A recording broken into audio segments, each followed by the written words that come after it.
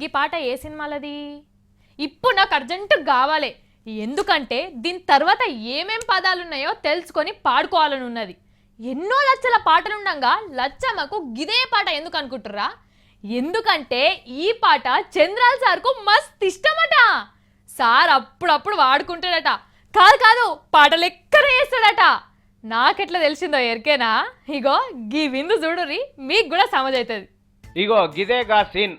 అరే రే రే, ఇదేదో సినిమాలో చెప్పినట్టు ఎంత ఉల్లాసంగా ఉన్నారో, ఎంత ఉత్సాహంగా ఉన్నారో కదా. రాజ్భవన్లో గవర్నర్ సార్ ఇఫ్తార్ విందు పెట్టి 2 రాష్ట్రాల సర్కారోలను ప్రతిపక్ష పోలను పిలిచిండు. అగో పొన్నాల లక్ష్మయ్య చూడండి ఎంత సంతోషంగా ఉన్నాడో. జానాలైతే గదే గంభీరం. ఆంధ్రప్రదేశ్ సీఎం చంద్రబాబుకి ఇందులో పెద్ద మనిషి అయిండు అనుకో రాదు. జగనాలు కూడా కనిపించిండు కానీ ఎన్కెన్కెన్నో నిలబడ్డాడు. అబ్బా ఇప్పట్లో మారేతట్లేడు కదా. అంతల్నే గవర్నర్ సారు జగనాల దగ్గరికి పోయి పలకరించిండు.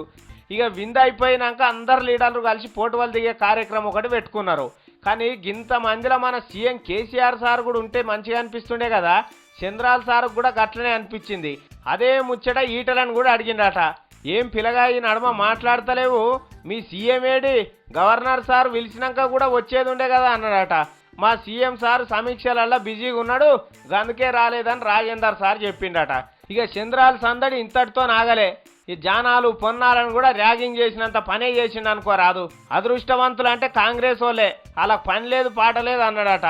జానాలకి ఈ మాట అర్థమైందో కాలేదో కానీ అవునవును అనుకుంటా నిలబడ్డాడట. మరి చంద్రాలు అందరిని దగ్గరికి రమ్మంటుండు కానీ ఆడనే ఉన్న జగనాలని ఎందుకో దేక్తలేడు. కావాలంటే చూడుండ్రి ఇద్దరిని ఒక్కటే పేరంటానికి పోయి దూరం దూరంగా ఉంటుర్రు. కమాన్ ఎవరో ఒకరు పోయి చేతిలో చేయగలుపుకోర్రి. అగ్గో చూసిర్రా కథ, ఎవరో తెలియనట్టుంటారు కదా. చంద్రాలేమో అటు దిక్కు బిజీ, జగనాలు ఇటు దిక్కు బిజీ, ముఖాలు కూడా చూసుకుంటానే లేరు. ఈయన నమస్తే పెట్టాలని ఆయననే నమస్తే పెట్టాలని ఈయన అనుకుంటున్నారు కావచ్చు. అగో చంద్రాలు ఇటు చూస్తుండా, జగనాలు ఇటో చూస్తుండు.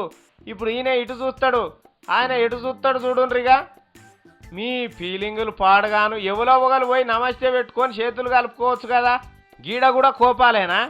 ఇక వీళ్ళు కలవరు కానీ టైం అయిపోతుందని చంద్రాలు ఇంటికి పోయేటందుకు రెడీ అవుతుండు.